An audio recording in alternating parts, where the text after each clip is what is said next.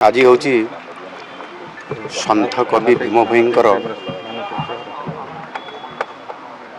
श्राद्ध दिवस।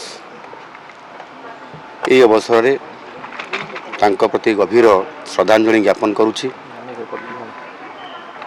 सन्थ कवि भीम ही केवल जड़े महान कवि बा सन्थ नथिले, से तिले मानवता, करुणा एवं सामाजिक न्यायर शक्तिशाली स्वर।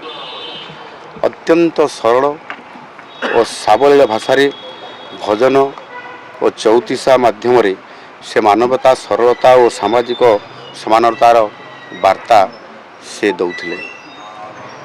से दिव्यांग थिले सत, देखि पारु नथिले, किंतु तांको देखैबा रास्ता, तांको मुख निसृत बाणी आज कोटि कोटि लोकंकु आज मार्गदर्शन प्रदान करुअछि।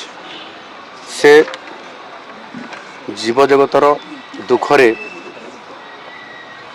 अत्यंत दुखी होई से कहिथिले, प्राणी को आरत दुख अप्रमुत देखु देखु केबा सहु, मजी मन पछे नरके पड़ी थाउ, जगत उद्धार हो।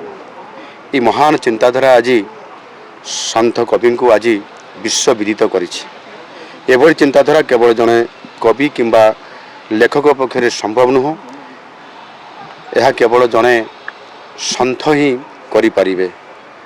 अंध होई मध्य तांकर ज्ञान और भक्तिभाव सारा ओडिया साहित्य को समृद्धि करने सहित सारा विश्व को समृद्ध करि पारिछि।